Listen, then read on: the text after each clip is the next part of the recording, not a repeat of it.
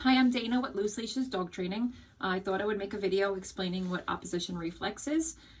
Every single day I speak with people who question how come their dogs pull so much on a leash and tell me that their dog is gagging and choking and for some reason it just doesn't stop on its own. So I thought I would explain the concept and give you some examples of it. So first thing I wanted to do was just kind of paint a picture for you. So you're getting your dog ready to go for a walk and it's super excited and it's running all around, and you put the leash on it and you go to open your front door and it feels tension on the collar, and now it's pulling into the collar. So the more you pull it back, the more it's going to continue to pull. So this concept is called opposition reflex. What that means is that dogs will naturally, no matter what we do, pull into a force. So it's completely different with humans. So with humans, if I have a collar or a harness on me or whatever I have on me, if someone behind me goes and pulls me, my instant reaction is going to be to do this. It's going to be to pull away from that pressure.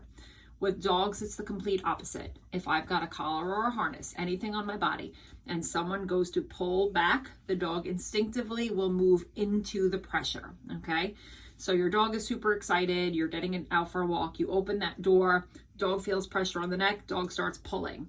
You try to hold the dog back, so you're now restraining this pulling dog. The more you're pulling back, the more the dog is pulling. So now the dog is realizing that the more it does this, the more it's getting outside your door. Then you start walking down the street and the dog starts pulling towards the grass, pulling towards other dogs, pulling towards people. And it starts realizing that the more it pulls into that pressure, the more it's getting to exactly where it wants to go. So there's absolutely nothing we can do to stop nature in this situation, because dogs understand pressure on my body, pull into it. This is why dogs make such good working animals, because they do have that power to pull when you're holding them back, okay? So your dog is all amped up, it's all excited, it's pulling, it understands the more I do this, the more I'm getting to be wherever I want to go. So dog learned pressure on the neck, I get to go wherever I want to go. Now you might see a really super calm dog who doesn't care about anything, one of those easy happy-go-lucky dogs, and there's no pressure on the neck, and the dog is happily content walking next to the person with a completely loose leash. No pressure on the neck equals a calmer dog, okay? So here are some examples of to explain how opposition reflex works in dogs. So if you've ever been walking your dog on a flat buckle collar, harness, martingale, whatever it might be. So you see a squirrel on your walk, you see a cat on the walk, you see a person, you see a dog. If there's a pile of poop or whatever and the dog wants to pull towards it, the more you're pulling back, dog starts getting on its hind legs, pulling towards that thing, okay? So pulling it back makes it want to go to it more. You have company come over, someone's coming over your house, dog is running to your front door, you grab a hold of the dog's collar, you try to hold the dog back. All of a sudden that dog, it feels like it weighs triple the amount and it's doing everything it can to pull towards that person. The more you take the collar and pull it back, the more they're going to pull into that pressure. So holding them back at the door creates more excitement and makes them want to get to your people even quicker. All the time, people tell me that they tried to teach their dog sit or down, and they've said to me in these exact words, I tried pushing on the butt, and every time I push on the butt, the dog won't sit down.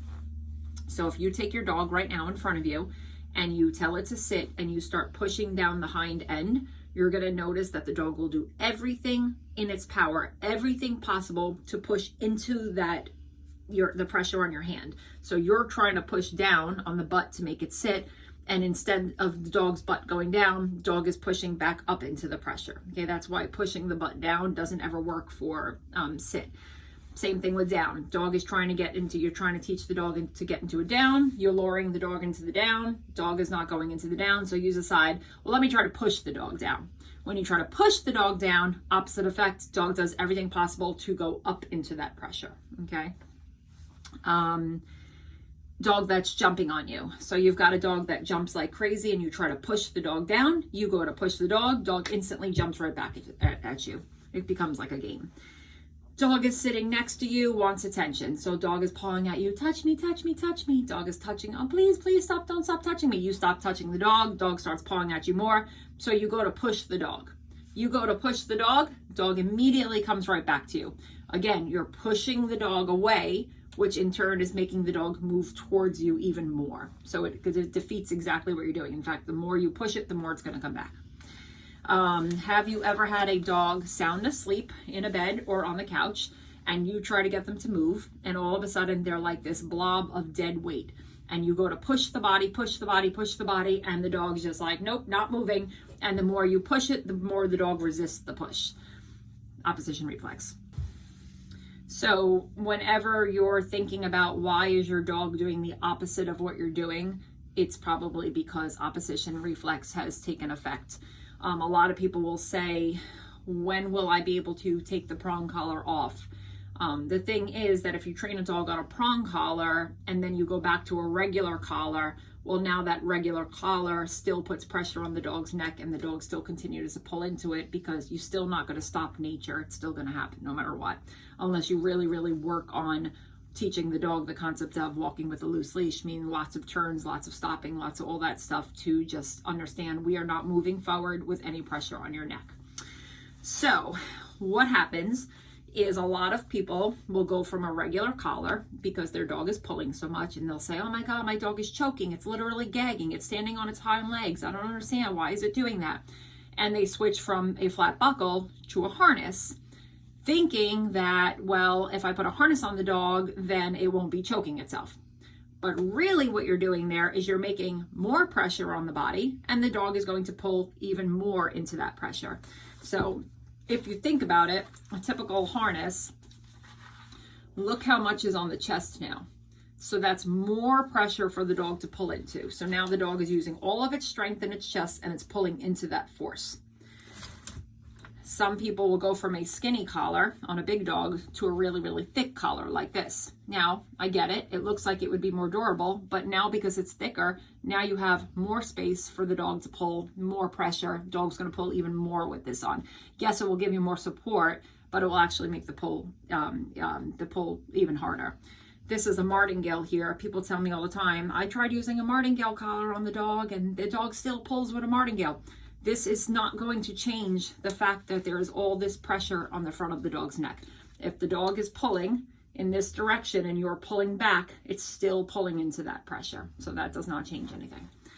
So that leads me to the prong collar. And why does the prong collar work? So whether you have a metal prong collar or a lot of times I'll use a plastic prong on a smaller dog. So why does this work? So stereotype is this works because it hurts the dog. It's painful when they pull. Absolutely positively not the truth. I've got a ton of clients who use prong collars and the dogs are pulling their brains out even on one of these. So why does it work? Well, a couple things. Number one, you've got pressure is spread out. So you don't have constant pressure in any of this collar. There is no flat part of it. There's spaces in between and the pressure is going evenly around the neck. Every time the dog pulls, you're putting pressure on, taking pressure off. The release of the pressure is what is getting them to stop pulling. If you put this on a dog and you have the dog pull, it's going to pull into this pressure the entire time. The prong collar does not stop the dog from pulling. So instead, dog starts to pull, you pop. Pressure goes on, pressure comes off. Quickly, real quickly. It's pretty gentle. You'd be surprised how gentle it is.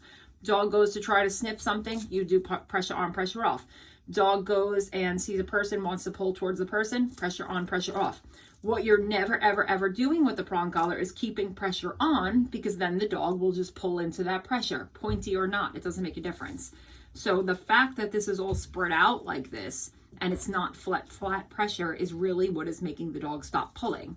Same thing with a plastic prong. Pressure is spread out. So it's not just constant pressure making the dog pull. So every time the dog starts to pull, you do a little tug and release and snaps the dog right out of it.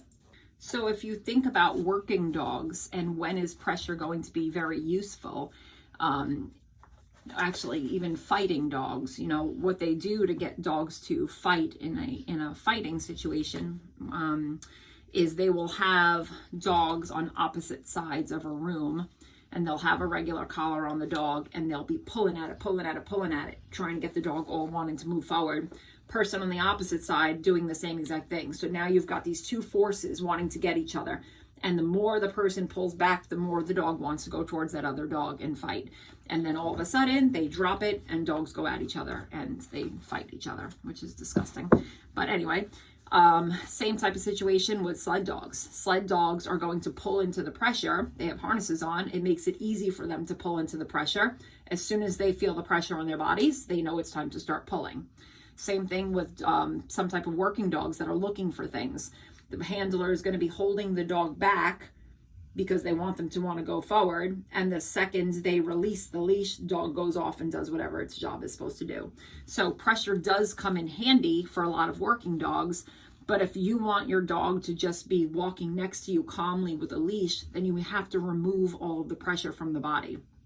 So it doesn't matter if the pressure's from the harness, the pressure's from a collar, it doesn't matter where the pressure is. Whenever there's pressure on the body, they're going to pull into it more. So another example is your dog is the type of dog that wants to bolt out the door. If someone is coming into your house and you try to restrain the dog is going to, you know, as soon as you drop it, want to run through the door. However, if you use spatial pressure, which means don't have your hands on the dog whatsoever, turn your body into the dog and walk into them and make them walk backwards, the lack of pressure on their body will make them walk away from the door rather than trying to restrain them from the door. So it's really, really important to understand this concept of opposition reflex, because if you are ever trying to restrain your dog on a walk and you're coming back and you're using all the muscles in your arm and you're like, that walk was so unenjoyable, the dog's brain was all over the place, running back and forth, it's because the more pressure you have on the body, the more the brain is racing. The more the brain is racing, the more reactive the dog is going to be, the more zigzaggy the dog is going to be, because the brain is in this state of, I gotta pull, because there's nothing we can do about that. Pressure on the body equals this type of state of mind. When you have pressure on your leash, the dog is in the state of mind where it's just trying to pull forward. We have to eliminate that pressure.